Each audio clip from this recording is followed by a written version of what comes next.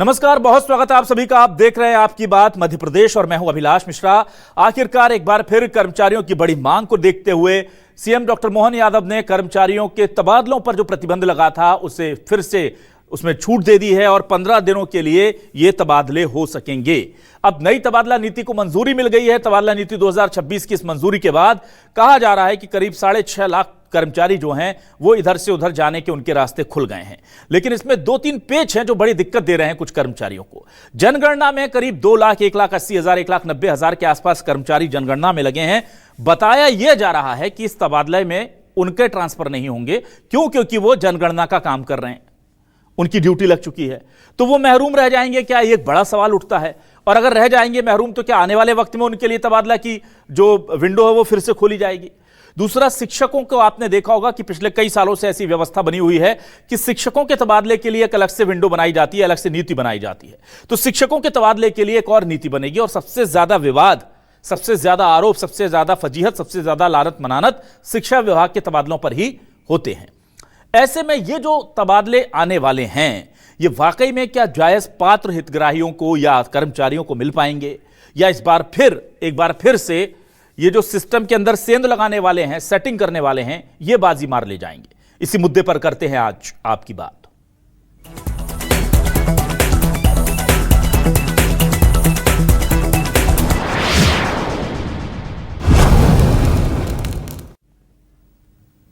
और आइए सबसे पहले सुनते हैं कि इस तबादला नीति को जो मंजूरी मिली है उसको लेकर के कर्मचारी नेताओं का क्या कहना है, उनके मन में क्या शक शुबा है, जरा सुनिए। तबादला नीति से क्या, तबादला नीति जारी हो ना हो उससे क्या रोज ट्रांसफर होते हैं, रोज अधिकारियों के होते हैं। ऐसे कितने अधिकारी है आईएएस आईपीएस जो अपना शुल्क देने के बावजूद भी नहीं टिक पा रहे। देखिए, तबादले पहले भी होते थे, अभी भी होते हैं। क्या तबादले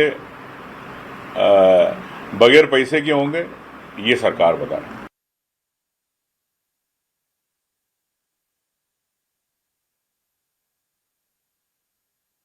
तबादला नीति से क्या, तबादला नीति जारी हो ना हो उससे क्या रोज ट्रांसफर होते हैं, रोज अधिकारियों के होते हैं। ऐसे कितने अधिकारी है आईएएस आईपीएस जो अपना शुल्क देने के बावजूद भी नहीं टिक पा रहे।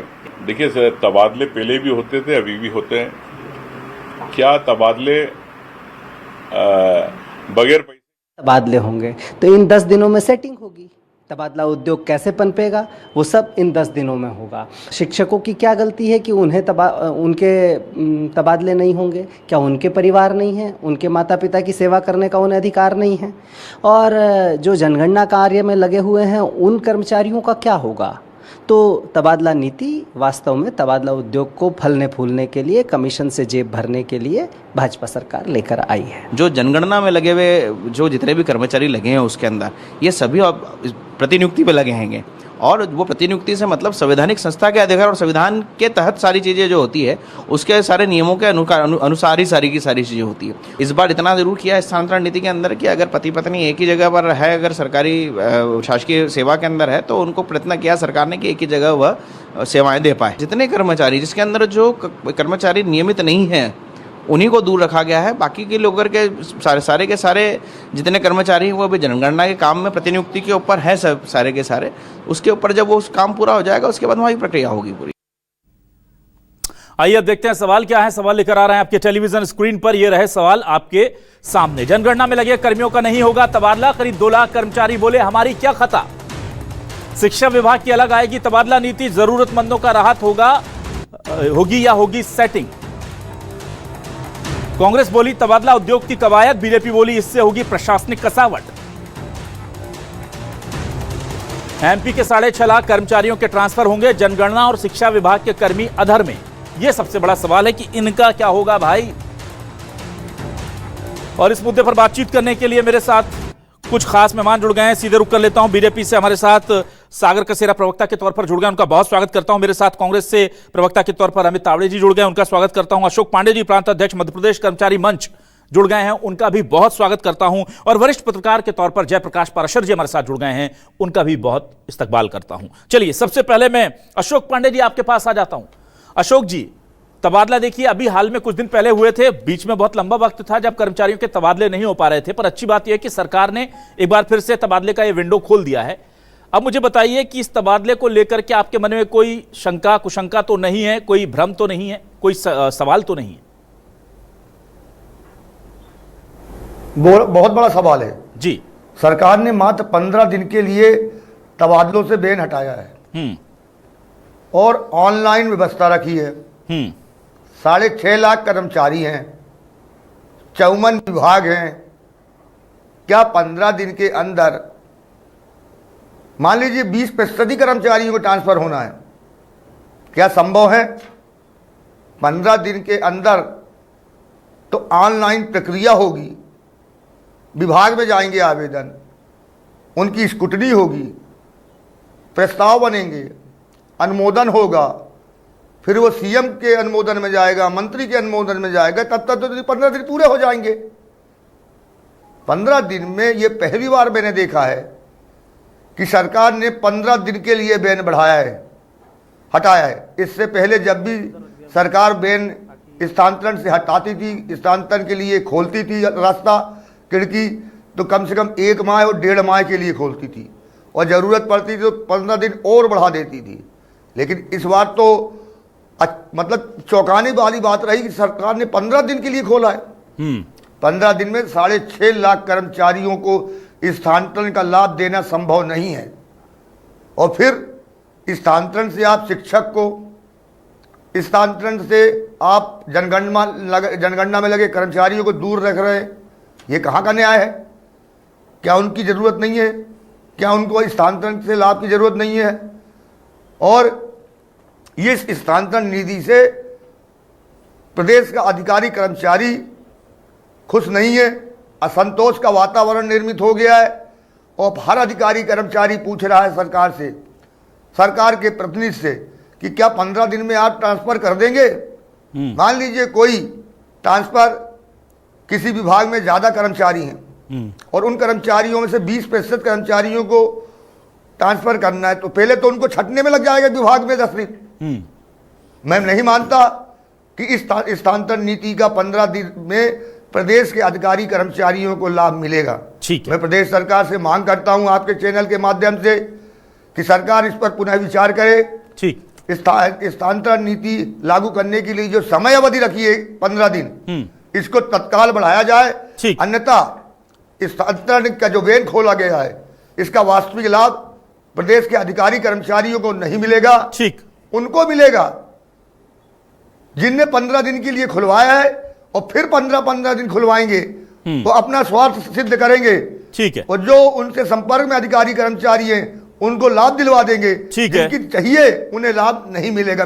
जरा अशोक जी मुझे ये बताइए, 2 सवालों के जवाब दीजिए अशोक जी। अशोक जी, पहली चीज तो ये, जनगणना में लगे कर्मचारियों को लेकर के स्थिति स्पष्ट है, उनका ट्रांसफर होगा या नहीं होगा? और अगर अभी नहीं होगा तो उनके लिए कब ट्रांसफर नीति फिर से दोबारा से ओपन होगी, आएगी नहीं? क्या ये स्पष्ट है स्थिति? शिक्षकों के लेकर के स्थिति स्पष्ट है? सरकार नहीं है, नहीं है। एक चीज और बता दीजिए स्थानांतरण नीति में। ठीक है, स्थानांतरण नीति के बारे में कहा जाता है कि किन आधारों पर ट्रांसफर होगा ये क्लियर किया जाएगा।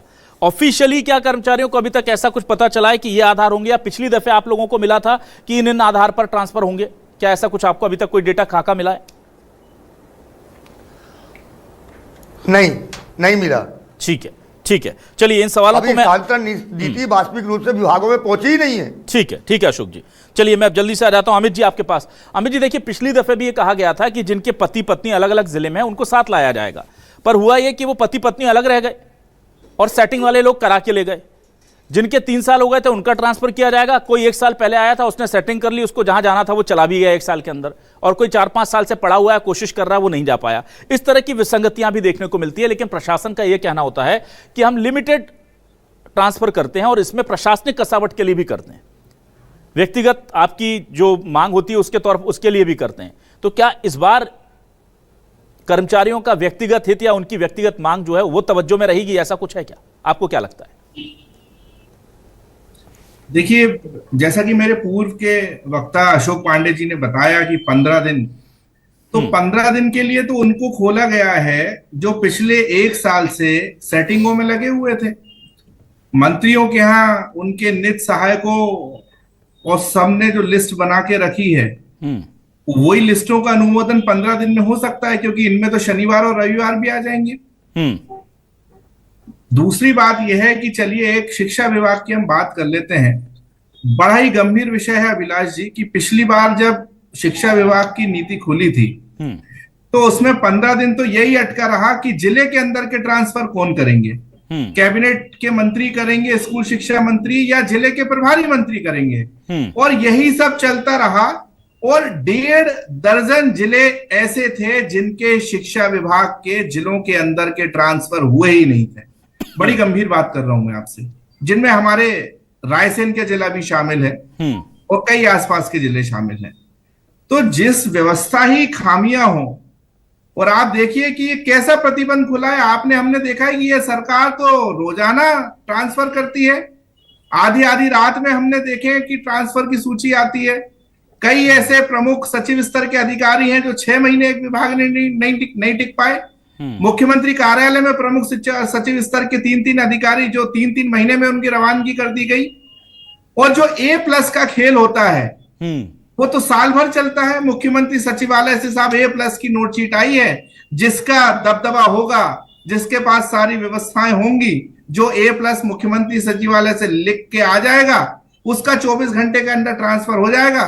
नहीं तो जैसा कि आपने बताया है कि पति पत्नी हो या गंभीर बीमारी वाले ही हो, उनका आज तक 3-3, 4-4, 5-5 साल हो गए, उनके ट्रांसफर नहीं हुए। ठीक है, इस बात का जवाब सरकार को देना पड़ेगा। ठीक है कि वास्तविक जिनकी आवश्यकता है उनके लिए ही खोला है या अपने संगठन के लोगों के लिए खोला है, ठीक या भ्रष्टाचार में लिप्त अधिकारियों के लिए खोला है ट्रांसफर पे। ठीक है अमित जी। सागर जी, देखिए जायज सवाल इसलिए है क्योंकि ट्रांसफर जब आते हैं, क्योंकि बहुत लंबा गैप था, पीछे 2-2.5 साल 3 साल ट्रांसफर नहीं हुए थे, फिर जब खोले गए तो वो इतने कम थे या जो जरूरतमंद थे उनका नहीं हो पाया। आपने प्रशासनिक कसावट के नाम पर कहा, हमने अपने मन से किए, भाई हमको जहां लगा हमने कर दिए, और वो सबको पता है कि किसको कहां क्या लगा। लेकिन अब जो है ये दूसरी बार खुले हैं तो बड़ी उम्मीद है कर्मचारियों को कि जो जायज ग्राउंड वाले लोग हैं, वैलिड ग्राउंड वाले लोग, उनके ट्रांसफर हो पाएंगे। किसी के मेडिकल इश्यूज हैं, किसी के पति पत्नी अलग हैं, किसी का कोई दूसरा सब्जेक्ट है, तो क्या वो कंसिडरेशन में रहेंगे सर, या इस बार फिर वही खेल होगा कि हमने कर दिए जितने करने थे और हमको प्रशासनिक कसावट लानी थी इसलिए हमको ऐसा करना पड़ा? सागर जी। अभिलाष जी, देखिए प्रशासनिक कसावट की जाए इसीलिए ही ये नई नीति भारतीय जनता पार्टी की सुशासन की मोहन यादव जी की सरकार ने लेकर आई है जी।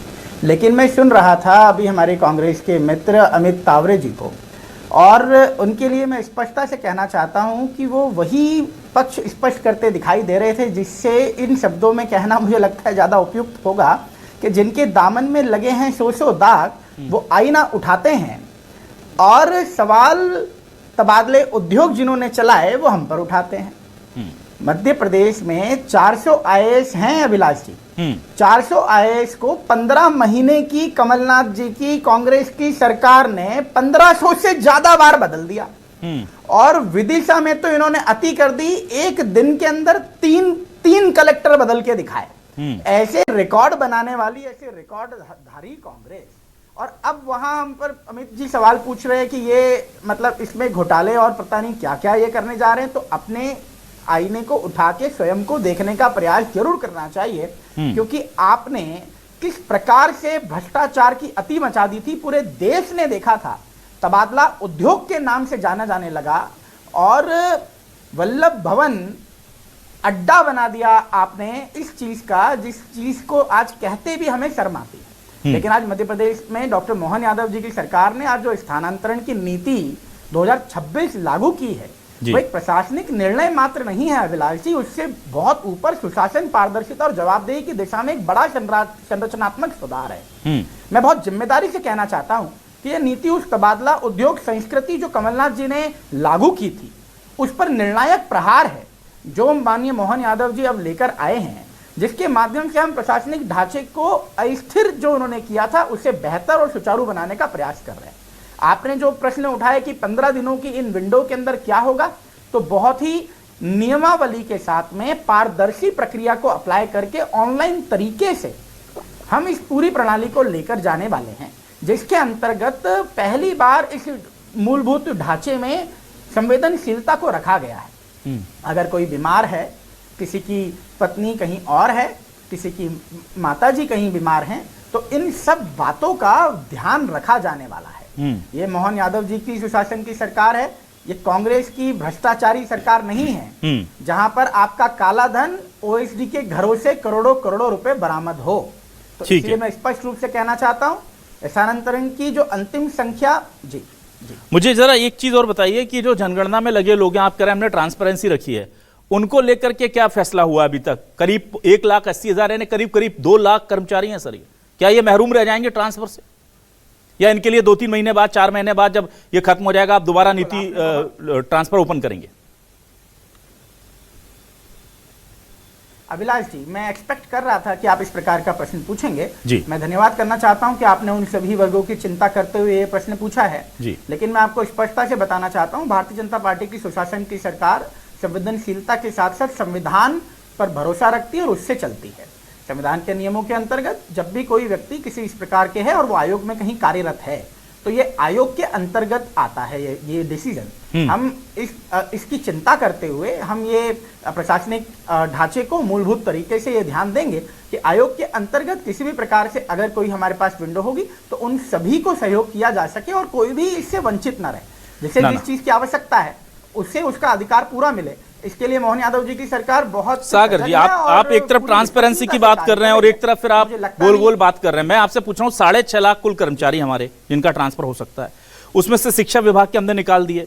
अब जो बचे उनमें 2 लाख कर्मचारी जनगणना की ड्यूटी में हैं। आप नीति लेकर आए हैं तो ये स्पष्ट होगा ना कि इस ट्रांसफर नीति में इनका ट्रांसफर होगा कि नहीं। ऑब्वियसली नहीं हो सकता क्योंकि जनगणना के काम में लगे हैं। अगर आप इसमें करने वाले हैं तो वो स्पष्ट कर दीजिए, और अगर नहीं होगा तो क्या आने वाले वक्त में 1-2 महीने 4 महीने बाद जनगणना के काम के बाद इनके लिए आप ट्रांसफर की फिर से ओपनिंग शुरू करेंगे, या इनको कहेंगे कि अब अगली बारी का इंतजार करो? ये बहुत देखिए, क्योंकि 2 लाख लोग हैं सर, छोटे मोटे लोग नहीं है, वो सब परिवार इंतजार कर रहे हैं कि उनको जवाब मिले इसका। अभिलाष जी, इसीलिए ही मैंने आपको धन्यवाद करते हुए स्पष्ट रूप से कहा। वो आपको गोल गोल कहां लग गया मुझे इस बात समझ में नहीं आई। या तो हो सकता है जो आप सुनना चाहते हो वो मैं कह नहीं पाया, लेकिन मैं विशेष तौर से आपको ये बात बताना चाहता हूं कि भारतीय जनता पार्टी की सुशासन की मोहन यादव जी की नेतृत्व की सरकार सबकी चिंता करती है। अभी तक नहीं कर पाए डिसीजन हो, चाहे एक भी हो, वो भी अभी तक डिसीजन नहीं हुआ है क्या? मैं यही जानना चाहता हूं। आपको बता रहा हूं ना, मैं बता तो रहा हूं।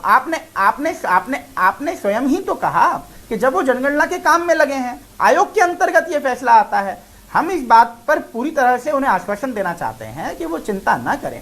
वो अपने काम से जब निवृत्त होंगे और जो भी सुशासनात्मक उनके लिए प्रक्रिया होगी वो अप्लाई की जाएगी और ठीक है, चलिए जिम्मेदारी से उनका अधिकार। जयप्रकाश पराशर जी के पास आता ठीक और सबसे जी जयप्रकाश पराशर जी, देखिए ये जो 2 लाख लोग कर्मचारी जो जनगणना में लगे हैं उनको लेकर के अभी स्थिति स्पष्ट नहीं है। जब जनगणना का काम खत्म होगा उसके बाद फिर सरकार विचार करेगी कि कब इनके लिए हमको ये करना है। अब मुझे बताइए, ये सबको पहले से पता था और ये 15 दिन के लिए खुल रहा है, तो या तो जनगणना का काम शुरू होने से 10-15 दिन पहले हम कर लेते। 15 दिन की तो बात थी, 15 दिन में सबका क्लियर हो जाता तो ये दोबारा प्रोसेस से बच जाते हम। एक तरीका ये हो सकता था जो मेरे हिसाब से बेहतर इसका निवारण था कि हम ये जो ट्रांसफर नीति अभी लाए इसको 20-25 दिन पहले ले आते जनगणना के काम से और उसमें हम ये कर लेते। या फिर कम से कम ये तो आश्वासन देना चाहिए इन कर्मचारियों को कि भाई 2 लाख कर्मचारी हैं आप चिंता मत कीजिए, जनगणना के काम के 3 या 4 महीने के अंदर हम आपके लिए भी वैसे विशेष प्रबंध कर देंगे। अब कहा जा रहा है कि हम देखेंगे क्या कर सकते हैं, मतलब येट नॉट डिसाइडेड। क्या कहेंगे आप? अभिलाष, ये मुझे लगता है कि ये जो 15 दिन का विंडो है और आप जैसा बता रहे हैं कि 2 लाख कर्मचारी जनगणना में लगे हुए हैं, तो इससे स्पष्ट है कि ये अभी जो खुला हुआ है अवसर और आगे निश्चित रूप से इन लोगों के लिए कोई ना कोई अवसर मुहैया कराया जाएगा। और ये मुझे लगता है कि आखिरी ऐसी कोई तबादले की कवायद नहीं है। जहाँ तक मैं समझता हूँ कि जो तबादले हैं वो साल भर हमें होते हुए दिखाई देते हैं, तबादले कोई बंद दिखाई नहीं देते। और बहुत से तो विभाग में ऐसा समझता हूँ, मेरी व्यक्तिगत राय है कि बहुत से ऐसे विभाग हैं, क्षेत्र हैं, विशेषज्ञता के क्षेत्र हैं जिनमें तबादलों की कोई ज़रूरत भी नहीं होती। तबादलों के पीछे मुख्यतः जो सोच है वो ये है कि जो एक ही स्थान पर अगर कोई कर्मचारी लंबे समय तक रहता है तो उसके आर्थिक हित जो जुड़ सकते हैं, प्रेजुडाइज वो हो सकता है, या कंफर्ट जोन में जा सकता है, उसका परफॉर्मेंस खराब हो या कमजोर हो सकता है। तो जहाँ तक मैं समझता हूँ कि मानवीय कारणों से जिन कारणों का उल्लेख अभी हमारे साथियों ने किया, तो उन कारणों के अलावा अगर दूसरी चीज़ों पर ये जो मापदंड लगाए जाते हैं वो उनका कामकाज होना चाहिए, और दूसरा ये होना चाहिए कि उनके कामकाज में सुधार के लिए या किसी और तरीके से लोगों की शिकायतों को भी कंसिडर किया जाना चाहिए। तो तबादले की पूरी जो व्यवस्था है अभिलाष, मैं सोचता हूं कि उसी में एक बुनियादी सोच में ये बात भी जुड़ना चाहिए, जैसे कि दुनिया के कई देशों में है कि वहाँ पर जो सरकारी कर्मचारी हैं उनके ट्रांसफर बहुत फ्रिक्वेंटली नहीं होते। हमें एक बैलेंस्ड अप्रोच उसमें होना चाहिए कि हर कर्मचारी को 2-3 साल का एक वक्त मिले। तो मैं जो जनगणना वाला जो प्रश्न है आपका, मुझे लगता है कि अवसर अभी और आगे खुला हुआ है। ठीक है, ठीक है, वापस आ जाता हूं मैं अशोक पांडे जी आपके पास। अशोक पांडे जी, यहां पर शिक्षा विभाग का तबादला जो है वो बहुत इंपॉर्टेंट हो जाता है क्योंकि उसमें बहुत ज्यादा एम्प्लॉई हैं। दूसरा मुझे ये बताइए कि पिछली दफे जो अभी तबादले हुए थे उसको लेकर कहा गया कि वो पूरे ट्रांसपेरेंट तरीके से हुए, लेकिन जब हमने जानने की कोशिश की तो हमें आंकड़ा तक नहीं मिल पाया था कि कितने लोगों के तबादले हुए। आपके पास, चूंकि आप कर्मचारी संगठन से जुड़े हैं, आपके पास तथ्य ज्यादा होते हैं, क्या आपको पता है कि पिछली दफे जो तबादले हुए वो टोटल कितने तबादले हुए थे और उसमें परसेंटेज क्या था? क्योंकि इस बार कर्मचारी मांग कर रहे हैं कि परसेंटेज 5-10 से बढ़ा करके ज्यादा बढ़ा दिया जाए, और क्या आपको लगता है कि वो मांग पूरी हो पाएगी आपकी? नहीं, पिछले वाले का आंकड़ा किसी के पास नहीं है, ना सरकार के पास है, ना विभाग के पास है, ना कर्मचारियों के पास है, ना अधिकारियों के पास है। पिछली बार जो नीति लागू हुई वो भी ऑनलाइन थी। शिक्षा विभाग में तो इतनी मत्तापच्ची हुई कि पूरा समय निकल गया और ट्रांसफर नहीं हो पाए। और भी विभाग में चाहे समय एक महीने का था। मेरी बात यह है कि इस ट्रांसफर नीति का ना तो 6.5 लाख कर्मचारियों को वास्तविक लाभ मिलेगा जी, ना शिक्षा विभाग के कर्मचारियों को तो मिलेगा ही नहीं अभी। तो भविष्य में क्या होता है, जनगणना वालों को भविष्य में क्या अवसर मिलता है, ये भविष्य की बात है। लेकिन मेरा ये कहना आपके चैनल के माध्यम से सुनिश्चित है कि 15 दिन में ऑनलाइन व्यवस्था के तहत 6.5 लाख कर्मचारियों में से 20% कर्मचारियों का पारदर्शिता के साथ स्थानांतरण किया जाना संभव नहीं है। ठीक है, जो मापदंड होंगे स्थानांतरण नीति के, पिछली बार आई थी, हमने देखी थी कितनी जटिल थी, इतनी जटिल थी कि लोग समझ नहीं पा रहे थे विभाग के अधिकारी कि कौन सी नीति और किस पैराग्राफ को हमको पालन करना है। तो अधिकारियों को तो 15 दिन इसी समझने में लग जाएगा स्थानांतरण नीति कैसे हमको लागू करना है। तो सरकार सबसे पहले तो ये समय अवधि बढ़ाए, ठीक, और विचार करे कि हमें जनगणना में लगे कर्मचारियों को कब अवसर देना, उसका खुलासा करे। हमें शिक्षा विभाग के 3 लाख कर्मचारियों को किस स्तर से, कहाँ के, किस रास्ते से स्थानांतरण नीति का लाभ देना है वो तय करे, और यह भी तय करे कि पारदर्शिता के साथ हम तृतीय श्रेणी, चतुर्थ श्रेणी और के कर्मचारियों को ज्यादा से ज्यादा स्थानांतरण नीति का लाभ दे, क्योंकि पिछली बार सरकार स्थानांतरण नीति का लाभ वास्तविक कर्मचारियों को नहीं दे पाई थी। इसलिए कर्मचारियों ने बार बार सरकार से मांग करी थी, लेकिन सरकार ने मांग को संज्ञान में नहीं लिया था। लेकिन इस बार सरकार के पास समय है, 1 जून से लागू होना है। आज 20 तारीख है, 10 दिन में सरकार प्रशासनिक कसावट करके समय अवधि बढ़ा सकती है, वो स्थानांतरण नीति को सहज और सरल बना सकती है। ठीक है, ठीक है। अमित तावरे जी, देखिए बहुत जायज मांग है कर्मचारियों की, क्योंकि पिछली दफे भी मैंने देखा था कि ट्रांसफर नीति के जो बिंदु आए थे कि इन लोगों के ट्रांसफर हो सकेंगे, फिर वो कहा गया कि सब ऑनलाइन कराएंगे, फिर कहा गया कि उसके सामने डिटेल भी बाद में मिलेगी आपको कि इसका इस आधार पर हुआ। वो बिंदु तो आए, लेकिन किसका किस आधार पर हुआ वो आज तक नहीं पता चला, कितनों का हुआ ये भी नहीं पता चला, ये तथ्य ही नहीं मिल पा रहा। तो ऐसे में कर्मचारियों की सहूलियत के लिए एक तो वो नीति जल्दी से ऑनलाइन कर दी जाए, पब्लिक कर दी जाए कि भाई ये आधार है आपके, अगर आपको आवेदन करना है तो इसको कर दीजिए। जो अशोक पांडे जी कह रहे हैं बहुत जायज मांग है, इसमें कहीं कोई गलत चीज नहीं है। और चूंकि ये इतनी तकनीकी पेचीदगियां होती हैं इसमें कि उसको समझना, अधिकारियों को उसके कैलकुलेशन को मिक्स एंड मैच करना कि कहाँ कितने रिक्त पद हैं, कितने वॉलंटियर मांग रहे हैं, यहाँ पर म्यूचुअल ट्रांसफर मांग रहे हैं, कितने प्रशासनिक होने हैं, वो टाइम थोड़ा ज्यादा लगता है। तो टाइम बढ़ा दिया जाए और डिटेल्स पहले शेयर कर दी जाए। क्या ये मांग आपको लगता है जायज है? बहुत देखिए, ये मांग कोई अभी की नहीं है, ये हमेशा से ये मांग रही है जी। लेकिन सरकार जो है वो बहरी गूंगी बन जाती है जब तबादलों का समय आता है। हम्म। अब मैं आपको एक छोटा सा उदाहरण बताता हूँ कि सरकार की कथनी करनी में किस तरह का अंतर है। आज हमारे 2 लाख से ज्यादा कर्मचारी 45 डिग्री से ज्यादा की धूप में घर घर जाकर जनगणना जैसा महत्वपूर्ण काम कर रहे हैं। और यदि सरकार चाहती है, यदि सरकार की सोच है, सरकार की नीति है और नियत है कि उनके लिए भी हम ट्रांसफर पे बैंक खोलेंगे, तो क्या उत्साहवर्धन के लिए उनको भी अभी अप्लाई करवा देना चाहिए और उसमें एक क्लॉज डलवा देना चाहिए कि भाई हम आपको रिलीव तब करेंगे जब जनगणना पूरी समाप्त हो जाएगी। इसमें क्या दिक्कत है? जब आप सबके लिए करवा रहे हैं और यदि वो लोग धूप में मेहनत कर रहे हैं और यदि उनका भी ट्रांसफर हो जाता है तो जनगणना के कार्य के बाद वो लोग रिलीव हो जाएंगे, उसमें क्या दिक्कत है आपको? ठीक है। लेकिन ये सरकार 15 दिन में सिर्फ अपने संगठन के लोगों का एक भ्रष्टाचार के माध्यम से, आप देखिएगा ये लोग बोल जरूर रहे हैं ऑनलाइन, लेकिन मैं गारंटी के साथ बोल रहा हूं कि कल से आप देखिएगा मध्य प्रदेश के हर एक कैबिनेट मंत्री, हर एक राज्य मंत्री के यहाँ बंगलों पर भीड़ लगी रहेगी, बंगलों पर बोलियां लगेंगी। इनके एक मंत्री के सुपुत्र ने कहा था, आपको और हमको याद हो तो, वरिष्ठतम मंत्री के सुपुत्र ने, कि मंत्री के यहाँ तो पैसों की बारिश होती है। वो बयान आपको हमको सबको याद है। ठीक है, चलिए ठीक है, मैं जल्दी से आ जाता हूं सागर जी आपके पास। सागर जी देखिए, कर्मचारियों के हित में आप कह रहे हैं तबादला नीति लेकर आते हैं, प्रशासनिक कसावट के लिए लाते हैं।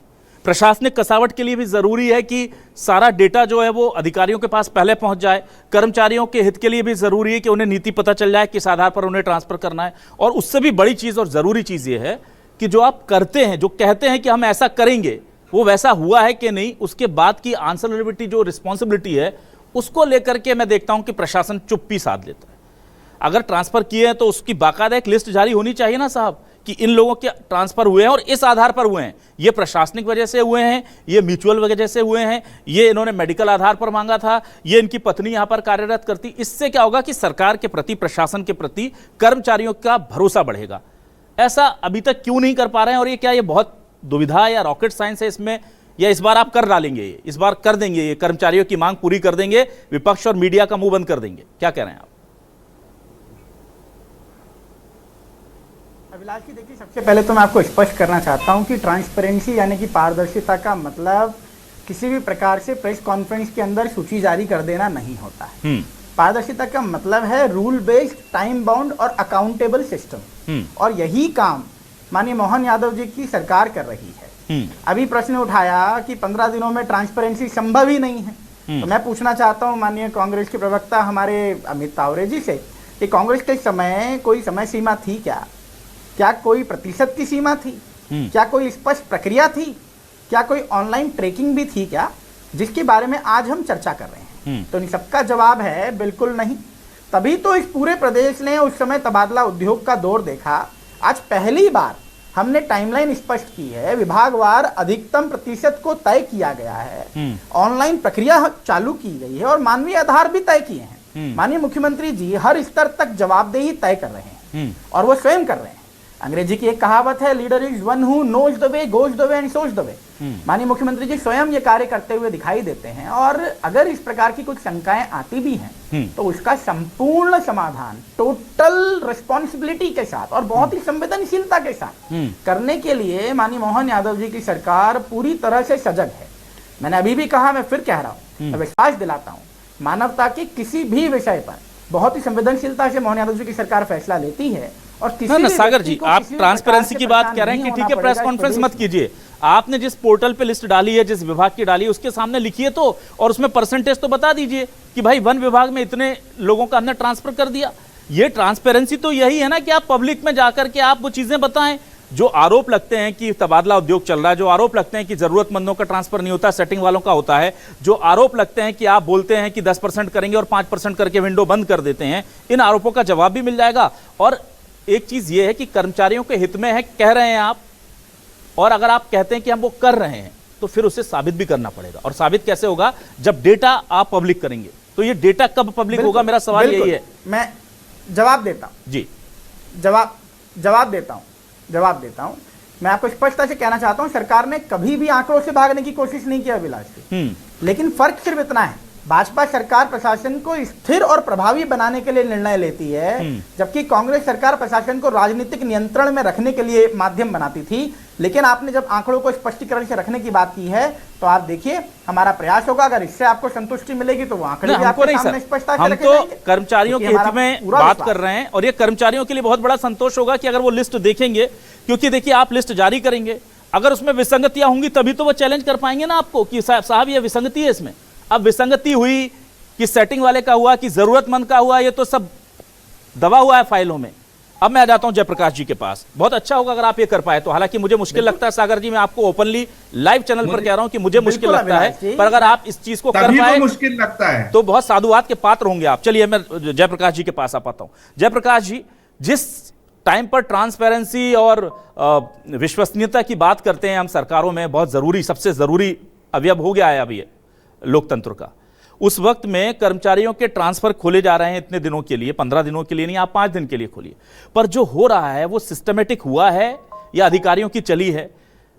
उसमें जरूरतमंदों का कितना % है, म्यूचुअल कितने ट्रांसफर है, मेडिकल बेस पर कितने ट्रांसफर हैं और प्रशासनिक कितने ट्रांसफर हैं? ये डेटा अगर बाहर आ जाए तो इसमें कोई दिक्कत होनी चाहिए क्या सर? ये तो सरकार के प्रति लोगों का भरोसा और बढ़ेगा ना? नहीं, बिल्कुल नहीं होना चाहिए। मैं तो मानता हूं कि इसको बहुत ज्यादा ट्रांसपेरेंट बनाया जाना चाहिए और मुझे ये समझ में नहीं आता कि कर्मचारी को उसकी पसंद की जगह पर ट्रांसफर किए जाने के पीछे क्या लॉजिक है। भाई उन लोगों को जिनको कुछ समस्याएं हैं, किसी तरह की दिक्कत है, पति पत्नी वाला मसला है, मानवीय कारण है, स्वास्थ्य है, उन चीजों को देखा जा सकता है। लेकिन ये बात है कि जो ट्रांसपेरेंसी की हम बात कर रहे हैं, वो ट्रांसपेरेंसी पूरी तरह मुझे नहीं लगता कि वो कभी आ सकेगी। उसका कारण है कि जो पॉलिटिकल रीजंस हैं इन चीजों के पीछे, कोई सी भी सरकार हो, किसी भी पार्टी की हो, कोई भी आए, वो राजनीतिक हस्तक्षेप पूरी तरह से उसमें से समाप्त नहीं किया जा सकता। और मैं इसीलिए पिछली बार जो पहली बार मैंने जो टिप्पणी की थी उसमें ये बात कही थी कि हमें एक बैलेंस्ड, एक संतुलित अप्रोच की जरूरत है जिसमें सब चीजों के लिए गुंजाइश हो और इस बात की भी गुंजाइश हो कि एक निश्चित समय अवधि कर्मचारी को दी जाए कम से कम, और उसको कामकाज करने की पूरी आज़ादी उसको मिल सके, ताकि वो अपना जो निष्पादन है, जो कामकाज है, उसकी क्वालिटी, गुणवत्ता सुधार सके।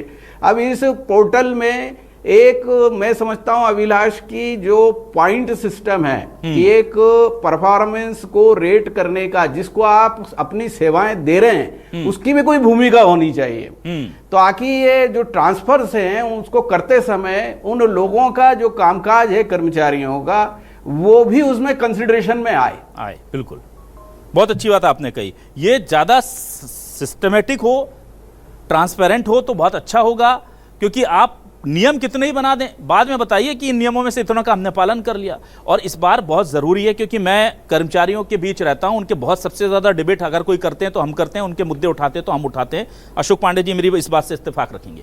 तो मैं जानता हूं कि बहुत सारे 3-4 साल में एक बहुत बड़ा बैकलॉग हो गया है सागर जी। बिल्कुल सागर जी, 3-4 साल का एक बहुत बड़ा बैकलॉग है, जब ज़रूरतमंद कर्मचारियों को उनके जायज़ आधारों पर उनको ट्रांसफ़र चाहिए हैं। पिछली बार का जो मैं सीधे तौर पर कहता हूं जो हक था वो कहाँ गया आप जानते हैं। इस बार कम से कम ये चीज हो जाए, और उसमें कम आपको फिक्स करना, फिक्स कर दीजिए कि भाई विधायक जी के कोटे का, मंत्री जी के कोटे के 5%, पर जो जायज हैं वो 10% हम करेंगे, बाकी प्रशासनिक हम 10% करेंगे, 5% करेंगे, उसमें फिक्स कर दीजिए, ताकि उन जरूरतमंदों को जो परेशान हैं, जिनके मेडिकल इश्यूज हैं, जिनकी पत्नी और बच्चे अलग पड़े हुए हैं, कोई कहीं पड़ा है, कोई कहीं पड़ा है, जिसके कोई विकलांग हो गया है कर्मचारी, उसके साथ दिक्कत ये है कि उसका परिवार से दूर है, वो निर्वाह नहीं कर पा रहा है अपने कर्तव्य को ढंग से। ऐसे बहुत सारे जेन्युइन केसेस हैं जिनको हमको बहुत संजीदगी से देखना चाहिए, और उसका एक ही तरीका है कि जो ट्रांसफर हो रहे हैं एक बार पब्लिक कर दीजिए। आप और हम नहीं ढूंढ पाएंगे, ये कर्मचारी ढूंढकर बता देंगे कहां विसंगतियां हैं। अगली बार के लिए आपका सिस्टम और दुरुस्त होगा। बहुत शुक्रिया सागर कसेरा जी, अमित तावरे जी, अशोक पांडे जी, जयप्रकाश पाराशर जी, हमारे साथ जुड़ने के लिए, इस डिबेट का हिस्सा बनने के लिए। तमाम दर्शकों का शुक्रिया। नमस्कार।